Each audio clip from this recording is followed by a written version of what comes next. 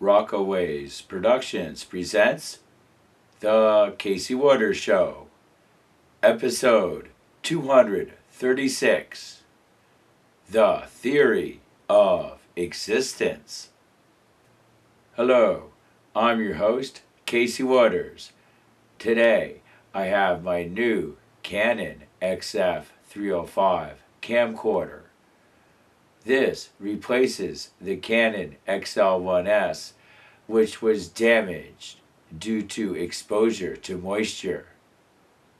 I had it in the car with the AC cranked for an hour or so, and then brought it out into muggy air to film.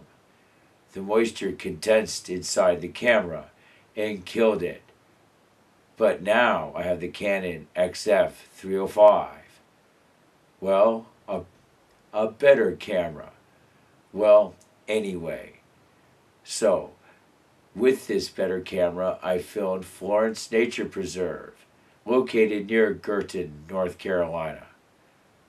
Today's show, well, I'll continue with Eastside Arises. Here I look at how the Eastside imaginary territory might gain influence and what that will mean. Then it's on to the theory of existence. Here I look at how the Eastside imaginary territory might affect evolution. Well, what is this Eastside imaginary territory? The Eastside imaginary territory is a value system which you associate with, or you might not. A value system with which favors truth over deception and favors being fair to everyone instead of allowing a few people to take advantage of everyone else. Typically, the East Side cares less about looks and more about personality when trying to find a life partner. The West Side is out for the quick buck.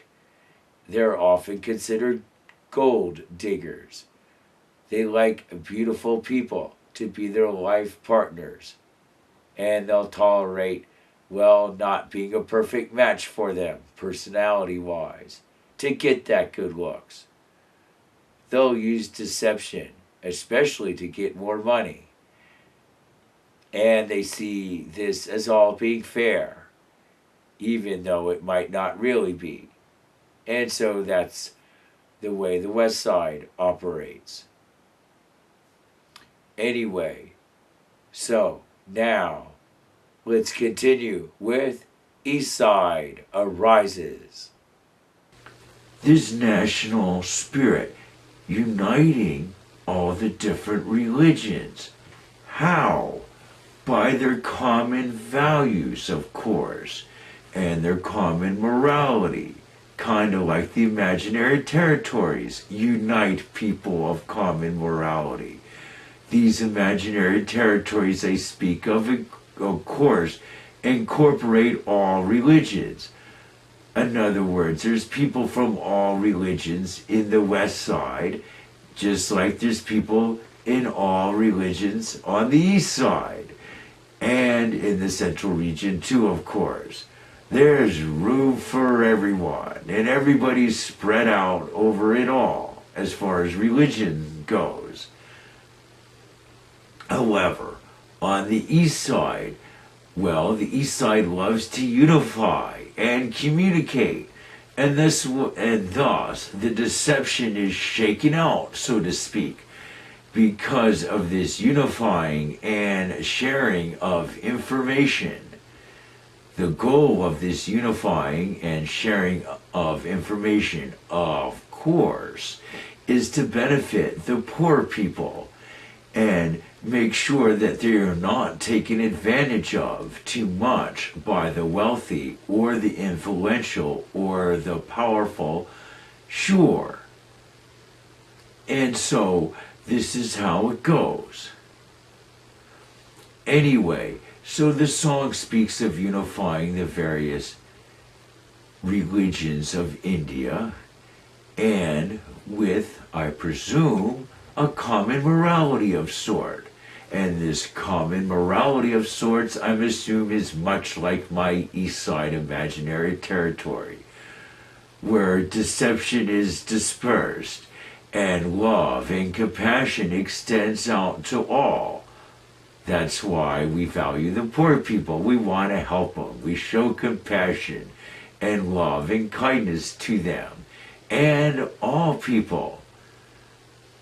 Sure, and we assume that all people, even the deceivers, will ultimately be converted to our way of thinking once they sit down and allow us to explain it to them. Sure. Anyway, so why does the song make me cry? Well, to me it's not about India. No, as I said, it's a little bit different than that. Now that I explained how the song can tie into the Eastside imaginary territory where I'm from, that emphasizes love and compassion and honesty, sure, and respecting people for who they truly are, and trying to allow room for diversity. All of this, right? Well, these values, well, of course, they're always trampled down. The deceivers typically win, you know. And the history is written by the victors. And the victors don't emphasize this point of view I'm speaking of, or they'll warp it and make you think that they really stick up for the poor, but they only do it under certain conditions or to certain groups of poor people, but not for all poor people of all nations and all religions on earth, showing no preference for anyone. No one does that, as far as I know, and I don't think it has been done, or if it has been, it's been done very rarely. But where it perhaps has flourished, perhaps in Andalusia, southern Spain, perhaps around 800, 900 AD, where Muslims and Jews and Christians lived peacefully amongst each other, that kind of atmosphere of tolerance. Perhaps it helped trade in that region. Perhaps people prospered because of that. Anyway, so history is written by the victors, and so as I said, they act like they're sticking up for poor people and the values of truth and honesty, but in reality, there's some group of people who are typically repressed somewhere in the world, so the victors can make a little more money and have a little more power. That's the way history works. We all know that. So we're not really on the east side. No, the history's on the west side. That's where the power lies, is in the west side. The west side people grab up the power, or at least the central region people do, but there's always this element of deception, and there's always people being taken advantage of, and often they suffer horribly for it, and often for arbitrary reasons, like they're a different religion, or they live in a different country, or they're a different race. Things like that. Sure. So these people suffer. Oh well, because of the oppressors, the people in power. Well, why would I cry? Seems like I would be crying with sadness. Well, perhaps initially. But as the song goes on, this sadness is quickly turned into joy. Tears of absolutely joy flowing down as I realize that my point of view would ultimately be victorious. And this is how it would work. It would literally spontaneously arise out of the ground and come down out of the air. The people in power, we're talking even military might, won't be able to harm a fly or the weakest person if they adopted the view of the east side of non-deception. Suddenly, these people who were poor and were never listened to. Suddenly, the people with the best ideas of how to help out the poor and how to reveal the deceptions of the people who are in power, who oppress the poor, the people with the best ideas of how to reveal the deception, and the people who reveal it the best are given the loudest voice, and they're suddenly heard. Do you hear them now? No, not really, because somehow the oppressor always ultimately tramples over them, even if they do cry out and says, "This is not the way things are done." Well, with me crying, listening to the national anthem of India, suddenly it is the way things are done. And all the oppressor's secrets of deception are revealed to everyone and explained to people who don't understand them. Suddenly everyone's on equal footing, and suddenly there is no more deception. As soon as the deception arises, it is crushed by this mass movement of people almost telepathically knowing the deception as soon as it arises, instantly revealing it. And so the people who deceive can't deceive. They basically have to convert to the Eastside system and adopt non-deception, or they have to, quote, leave the imaginary territory, which might someday become a physical territory. Sure, and perhaps an entire world or more. You just never know how powerful this way of thinking and this philosophy can really be, and how the impossible might be arise from it.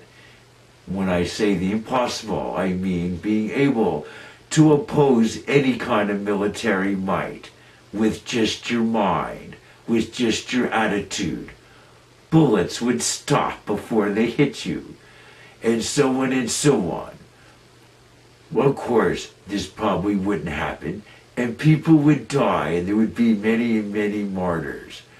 But somehow, after waves and waves of martyrs, and thousands of people dying, somehow the truth of the deception, that is, will be revealed, and somehow the deceivers eventually will be defeated, and they will no longer be able to wage war or be able to threaten or intimidate people just so they can take advantage of them.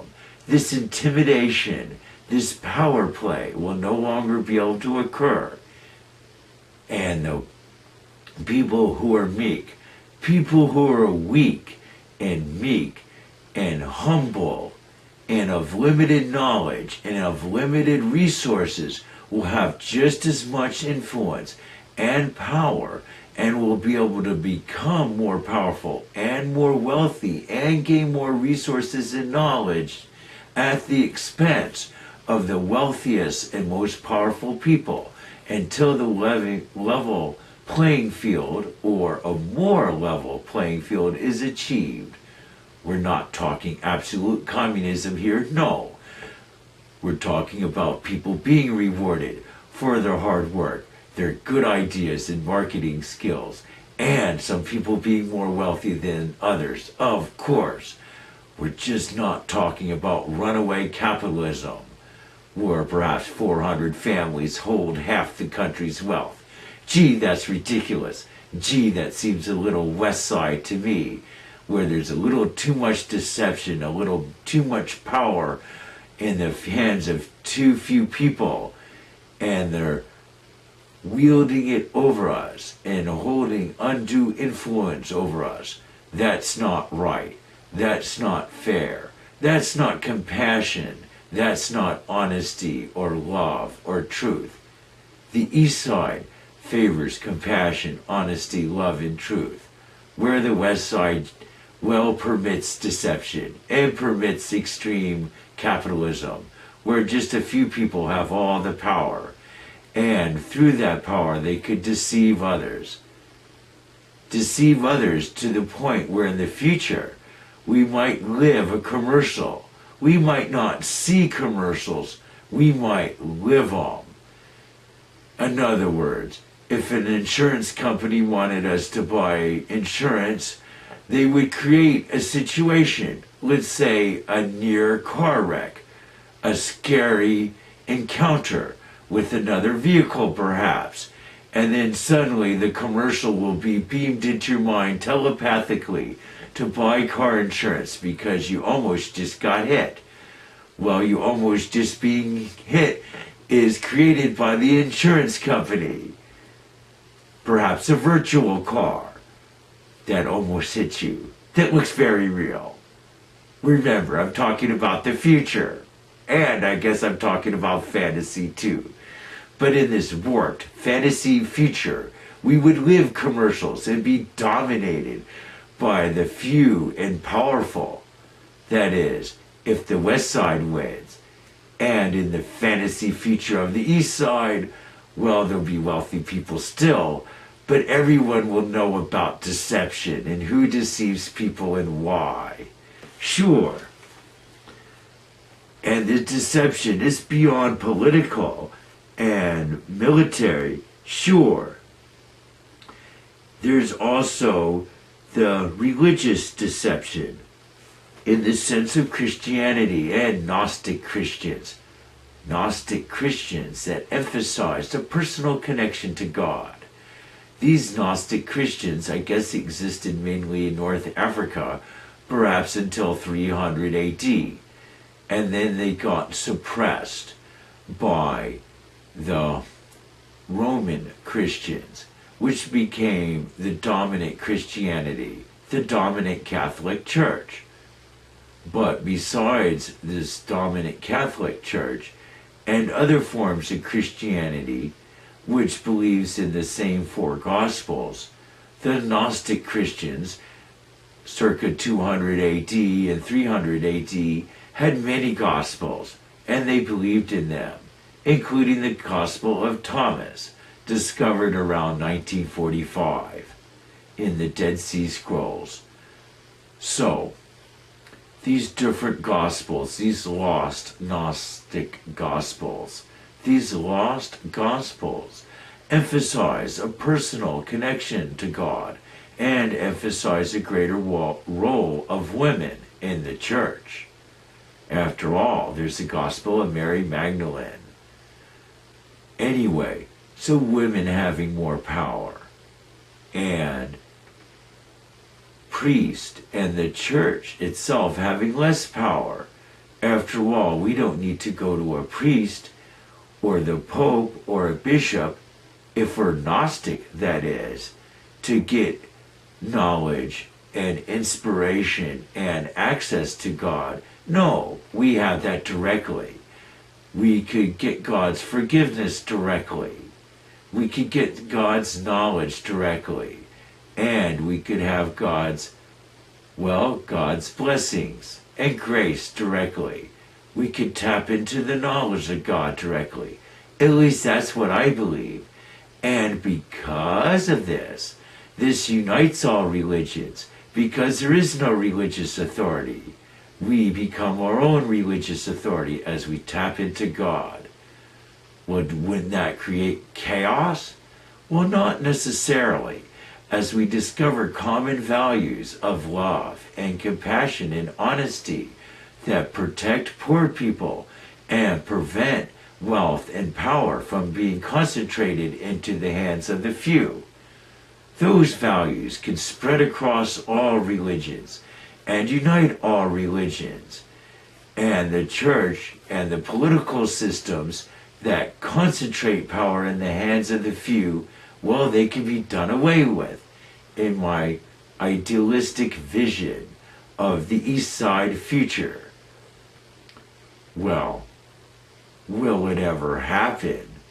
Well, I guess therein hangs the tale. My assumption is perhaps it won't.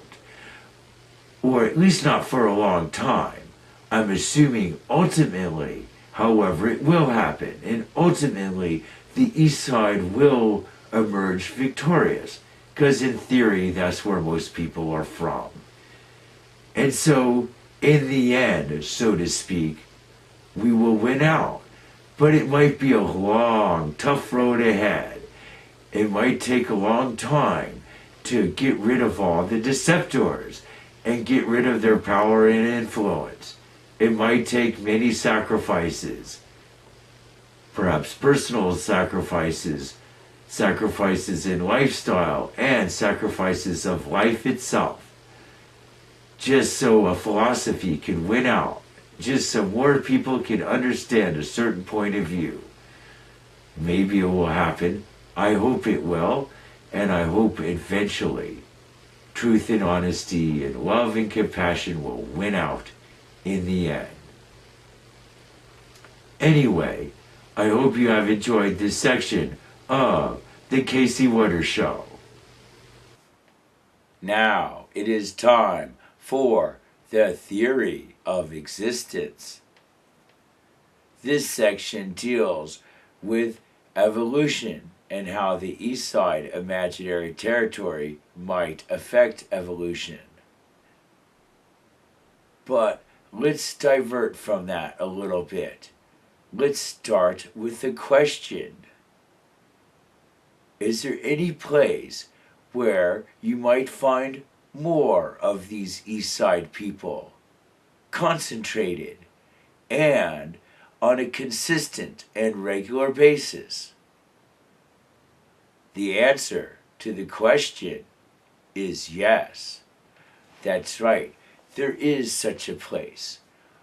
I know it well, all the way back to 1981. Well, first it was Grateful Dead concerts, and then Jerry Garcia died, and there was Bob Weir and Rat Dog, Phil Lesh and Friends, The Dead, and now Further. All these bands, well, they have members of the Grateful Dead in common. In the background, Gordy is now scratching. Gordy, stop that. Gordy's all purred. But anyway, so, these concerts, well, they seem to draw people from the East Side. I always have noticed that. There seems to be wonderful people there, kind people, considerate people, compassionate people, more so than at other concerts, it seems, and other events that I've been to. You know, let's say like baseball games and football games and the like. Well, of course, there are some other places where a bunch of nice people could be found. One of them was hiking up to Flat Top Mountain in Anchorage, circa 1990, on the first day of summer.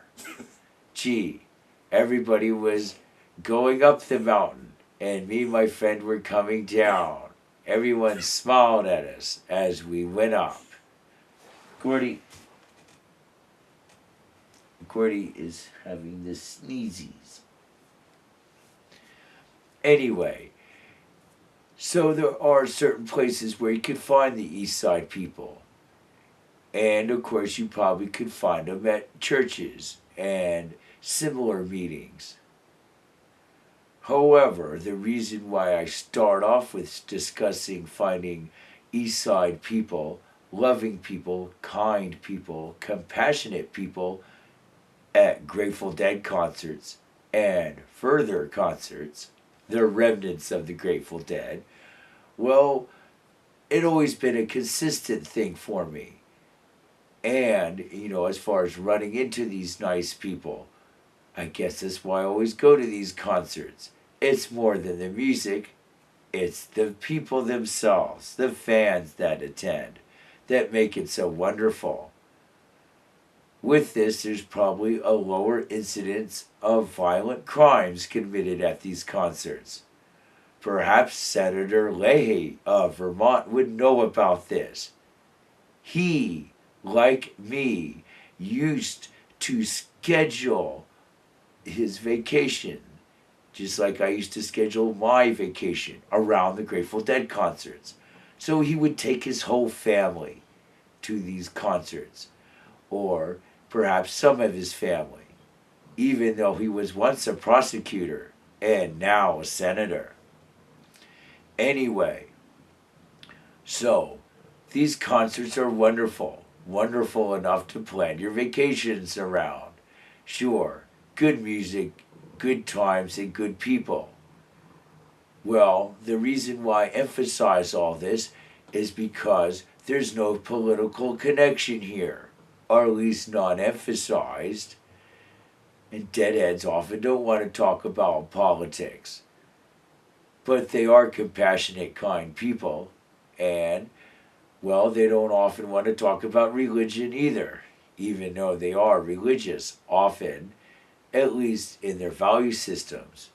However, at churches and similar organizations, often politics comes into play, and often people who attend church might be encouraged to vote for one candidate or another based on moral reasons. Well, then politics affects the religion, and religion affects the politics. They get mixed up. Well, it would be nice to have politics shaped by religion. Well, as long as everyone agrees with that religion. Obviously, no one agrees with. Obviously, not everyone agrees with every religion, and hence there's separation of church and state, at least in this country, because there's no one size fits all. And what most people find morally right, a few people might find morally objectionable on religious grounds. But what about politics affecting religion?